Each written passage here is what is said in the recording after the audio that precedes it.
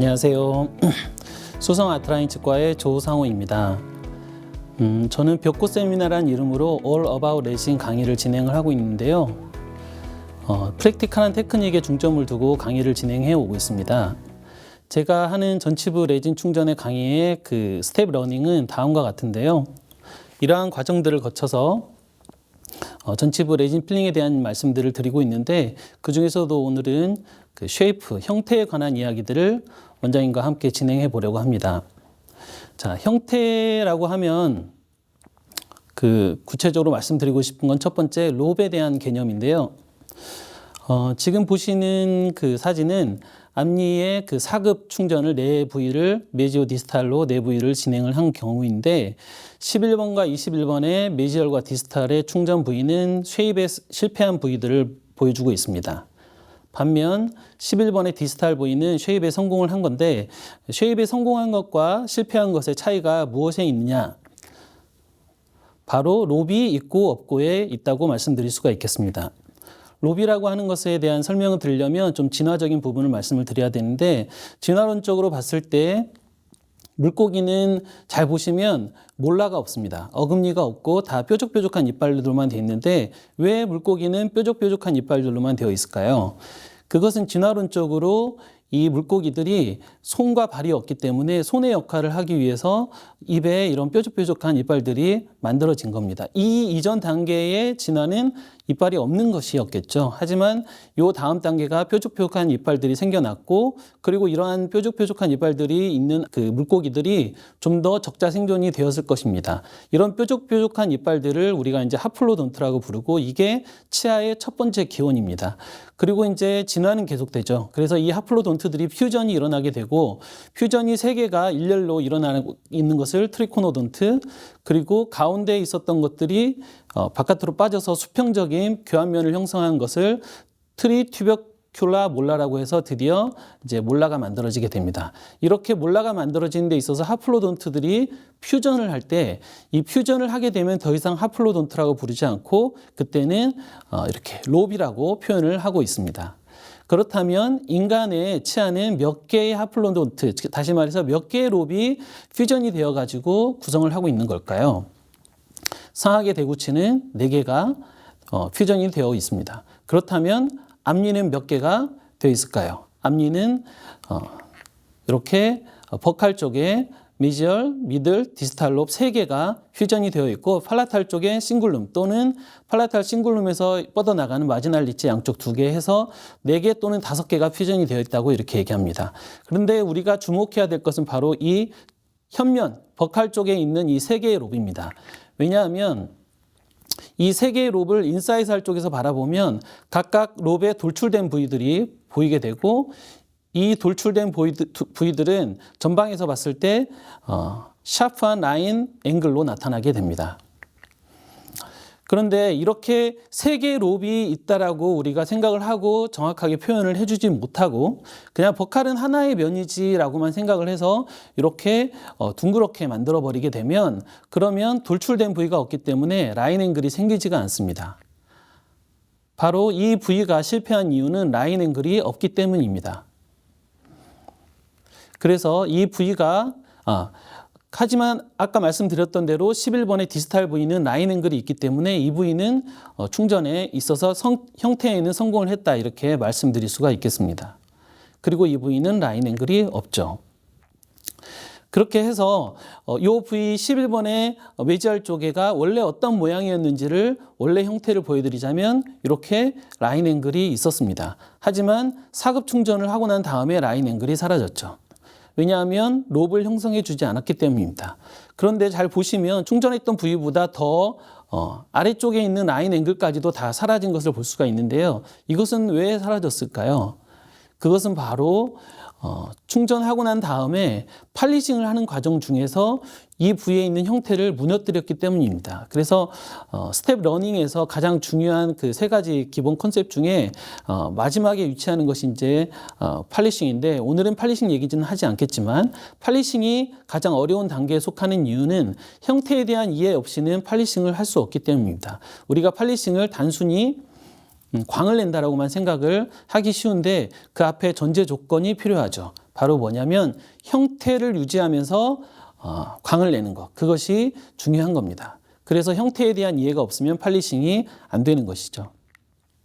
자, 실패한 부위를 다시 충전을 해 보았습니다. 다시 충전한 부위 보시면 이렇게 라인 앵글이 샤프하게 나타난 것을 볼 수가 있습니다. 이렇게 해놓고 비교해 보시면 확실히 라인 앵글이 있는 것이 더 있어 보이죠. 라인 앵글이 없는 것은 좀 없어 보입니다. 이유는 있기 때문에 있는 것이죠. 그래서 형태에 대한 이해를 확실하게 하고 그 형태를 무너뜨리지 않으면서 형태를 정확하게 부여해 줄 수 있어야만 전치부 우리가 뭐 레진뿐만이 아니라 어떠한 수복을 할 때 성공적으로 했다라고 말씀드릴 수가 있겠습니다. 이렇게 디스탈 쪽에도 라인 앵글이 보이시고 메지알 쪽에도 라인 앵글이 정확하게 형성된 것을 확인할 수가 있습니다. 형태 다음으로 제가 선생님들께 또 말씀드리고 싶은 것은 트랜지셔널 서피스에 대한 이야기입니다. 우리말로는 이행면이라고 하는 건데 제가 이제 그 전치부 수복을 할 때 전치부를 바라보는 것은 크게 두 가지의 면으로 바라보고 있어요. 첫 번째는 이제 속모습을 먼저 바라보는데 속모습은 이렇게 검은 테두리로 그려져 있는 부분을 우리가 이제 속모습이라고 부르고 치아가 보이는 최대 면적을 뜻합니다. 그래서 컨택 포인트부터 시작을 해서 이 치아가 보이는 최대 면적을 다 그리면 그게 속모습이 되겠습니다. 그리고 이제 이 위에 저는 또 하나의 모습을 보는데 그것은 바로 겉모습입니다. 겉모습을 제가 11번 치아에다가 한번 그려보도록 하겠습니다. 바로 이제 아까 말씀드렸던 라인 앵글들을 잇는 이 모습을 이 면을 이제 우리가 겉모습 저는 이렇게 표현을 하는데요. 자, 속모습이 좀 더 크고 겉모습이 조금 작은 것을 우리가 확인할 수가 있습니다. 그러면 좀 더 큰 면적에서 좀 더 작은 면적으로 올라왔기 때문에 그 속모습과 겉모습 사이에는 당연히 이런 사면, 베벨이 형성될 수밖에 없게 되겠죠. 자, 이제 그러면 제가 겉모습을 보는 방법을 말씀드렸기 때문에 선생님들도 이제는 겉모습을 보실 수가 있을 겁니다. 그래서 마음속으로 한번 21번 치아의 겉모습을 한번 그려보도록 하겠습니다. 만약 제가 그린 것과 같은 모습을 마음속에 그리셨다면 그러면 이제 선생님들께서도 겉모습을 보실 수가 있는 것입니다. 그리고 2번과 3번에도 겉모습을 한번 그려보고 배경화면을 한번 지워보도록 하겠습니다. 아까 말씀드렸던 것과 같이 속모습과 겉모습은 그 면적의 차이가 있기 때문에 그 사이에는 사면이 형성될 수밖에 없습니다. 바로 이 사면을 말씀드리는 건데 이 사면을 우리가 바로 이행면, 트랜지셔널 서피스라고 부르고 2번과 3번 부위로 갈수록 점점 더 넓어지게 되고 디스탈 쪽에도 이러한 사면이 형성되게 됩니다. 중요한 것은 이 사면을 반드시 부여해 줄 수 있어야 된다는 거죠. 원래 치아의 모양에 맞게. 그리고 대칭에 있는 치아와 대칭이 되게 이 사면을 만들어 줘야만 한다는 것입니다. 왜냐하면 우리가 이제 이 치아를 인식을 하는 그 형태에 대한 인식은 바로 이 속모습에서 우리가 이 치아 형태를 인식하는 게 아니라 겉모습에서 인식을 하기 때문입니다. 그래서 예를 들면 치아의 좌우 폭경은 똑같은데도 불구하고 이렇게 한쪽은 라인 앵글을 좁혀버리고 한쪽은 라인 앵글을 넓혀서 이행면을 최대한 많이 준 것과 이행면을 최대한 적게 준 거를 이렇게 비교를 해 놓으면 우리는 이 치아를 똑같은 폭경으로 인식을 하는 게 아니라 다른 폭경으로 인식을 하게 됩니다. 그래서 라인 앵글을 좁혀버린 치아는 치아가 작아 보인다, 좀 좁아 보인다 이렇게 느끼게 되고 라인 앵글을 넓힌 치아는 좀 넓어 보인다 우리가 이렇게 인식을 하게 됩니다. 자, 보시면 이 치아 11번과 21번은 지금 같은 라인 앵글의 대칭적인 모습을 갖고 있어서 우리가 딱 봤을 때 두 개가 치아가 뭐 달라 보이지 않는다 이렇게 생각을 하지만 라인 앵글 하나는 좁히고 하나를 넓혀버리면 21번 치아가 확실히 11번 치아보다 넓어 보이게 됩니다. 바로 이게 트랜지셔널 서피스와 라인 앵글과의 관계에서 일어나는 착시 현상입니다. 그래서 실제로 폭경이 변화가 없는데도 불구하고 이런 라인 앵글의 차이를 둬버리면 환자들은 그것을 치아가 넓다 또는 좁다라고 인식을 해서 불만을 표시하게 됩니다. 또는 폭경이 넓은 그런 가운데서 우리가 치아가 작게 보이게 만들려면 이런 효과들을 이용을 해서 라인 앵글을 좁혀버리면 실제로 치아의 폭경은 넓은데도 불구하고 작은 치아로 인식되게 할 수 있는 착시 효과를 늘릴 수도 있습니다. 그래서 보시면 11번과 21번은 폭경의 차이가 없습니다. 그래서 이제 제가 지금까지 이제 말씀드린 것들을 기반으로 해가지고 형태에 대한 것들을 좀 정리를 해보자면, 크게 이제 형태는 마크로한 쉐입과 마이크로한 쉐입으로 나눠서 말씀드릴 수가 있겠고, 마크로한 쉐입은 세 가지 버칼에 있는 세 개의 롭, 메지알, 미들, 디스탈 롭이고, 그리고 각 롭에 돌출된 부위에 있는 이 라인 앵글이 있겠습니다. 그런데 미들 롭에 있는 라인 앵글은 시간이 흐르면, 나이가 들면 들수록 이 버칼 쪽에 돌출된 부위가 음식물과 입술에 의해서 마모가 일어나면서, 그러면서 그 미들 롭에 있는 라인 앵글은 점점 삭제가 되어서 사라지고, 성인이 되면 메지알과 디스탈의 롭에 있는 라인 앵글만 보이게 됩니다. 또 다른 마크로한 쉐입으로는 라인 앵글의 각 외측으로 퍼져 있는 트랜지셔널 서피스가 있겠고요. 그리고 롭과 롭 사이에 위치하고 있는 그루브가 있겠습니다. 이 그루브는 역삼각형 모양의 그루브입니다. 그래서 이제 지금까지 제가 말씀드렸던 이 롭과 라인 앵글, 그 다음에 트랜지셔널 서피스, 그리고 그루브, 이것이 이제 마크로 쉐입에 해당되는 부분이고, 마크로 쉐입은 굉장히 중요합니다. 왜냐하면 이 마크로 쉐입에서 뭔가가 잘 구현이 되지 않으면 그것을 환자가 실제로 느끼고 불만으로 표시를 하기 때문입니다. 그런데 이제 환자들은 그것을 불만으로 표시할 때 자기만의 용어로 표시하는 수밖에 없습니다. 그러니까 다시 말하면 우리가 11번에 뭐 보철을 한다거나 또는 레진을 하고 난 다음에 환자가 그걸 보고 원장님 메지알 쪽에 롭이 없어요. 라인 앵글을 좀 더 선명하게 해주시면 좋겠어요. 이렇게 표현을 하지 않는다는 거죠. 환자는 그냥 환자의 용어로 얘기를 하죠. 어떻게 얘기하냐면 커요, 길어요, 뚱뚱해요. 기타 여러 가지 환자가 할 수 있는 최대한의 표현을 통해서 표현을 하죠. 그런데 우리는 그것을 곧이곧대로 받아들이면 안 됩니다. 왜냐하면 그러면 번역에 있어서 통역에 있어서 오류가 생길 가능성이 있어요. 그러니까 실제로 아까도 말씀드렸지만 라인 앵글을 좁히느냐 넓히느냐에 따라서 치아의 폭경이 좁아 보이기도 하고 넓어 보이기도 하고, 어떤 환자는 그것을 길다라고 표현을 하기도 합니다. 왜냐하면 치아가 일단 커졌기 때문에 길다 또는 작다라고 표현을 할 수도 있어요. 어쨌든 우리는 이제 그러한 환자들의 용어를 곧이곧대로 들어서 실제로 환자하고 그런 부분을 가지고 세밀하게 논쟁을 벌일 수도 있어요. 환자가 크다고 해서 실제로 폭경을 재보고 길이를 재보고 해서 환자들한테 실제로 크지 않다라고 앙분이 강변을 해봐야 환자가 느끼는 것은 실제로 커 보이고 길어 보이는 거기 때문에 그런 부분들을 우리의 용어로 번역을 할 수 있어야 됩니다. 우리의 용어로 번역을 하려면 이런 마크로 쉐입들을 잘 알아야 된다는 거죠. 특히나 제가 강조하고 싶은 것은 이 마크로 쉐입은 이 치아 자체만 봐서는 잘 보이지 않는 경우들이 많아요. 무슨 얘기냐면 환자들은 자기의 치아를 자기 얼굴 안에 있는 치아로 인식을 합니다.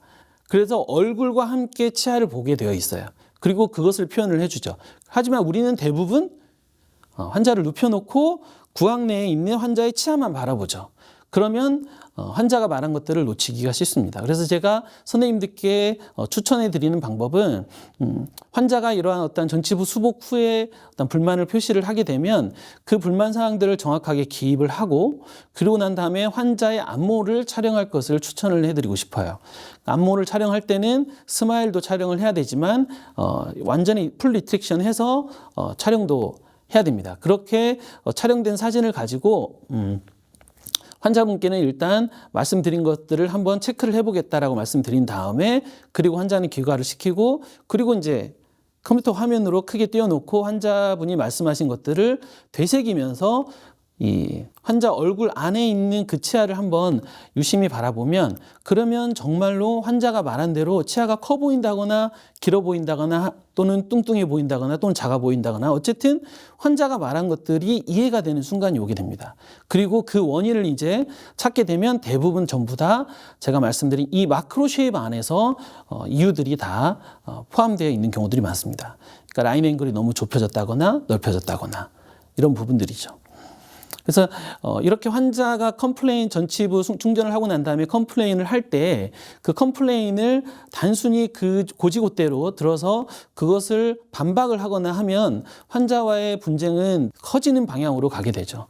하지만 환자분에게 일단 환자분의 이야기를 수긍을 하고 찾아보겠다라고 말을 하는 그것만으로도 환자분은 위로를 받고 어느 정도 컴플레인이 그것만으로도 좀 해결이 된 상태로 가시게 되죠. 그리고 그 다음에 왔을 때 내가 그 원인을 이 안에서 찾았다면 그러면 이제 그것을 정확하게 재현해주면 이제 환자분들은 되게 만족을 하고 가시는 것 같습니다. 그래서 저는 이 마크로 쉐입을 다시 한번 강조하고 싶은데요. 환자분들이 이 전치부 수복을 하고 난 다음에 뭔가 이쁘지 않다라고 표현하는 그 표현의 대부분은 전부 다 이 마크로 쉐입 안에 있기 때문에 이것을 정확하게 이해하고 그것을 정확하게 재현할 수 있도록 해주는 것이 참 중요하다고 말씀드리고 싶습니다. 이 외에도 형태에는 마이크로한 쉐입도 있습니다. 페리키마타라고 하는 가로 줄무늬의 에나멜 성장 발육선들도 있고요. 이것도 마찬가지로 이렇게 보시는 바와 같이 아주 선명하게 나이가 어릴 때는 다 있지만 성인이 되면 점점점 이것이 마모가 되면서 서비칼 쪽에만 좀 성인이 되면 남아있게 되고 대부분 버칼 쪽에서는 스무스한 서피스로 바뀌게 됩니다.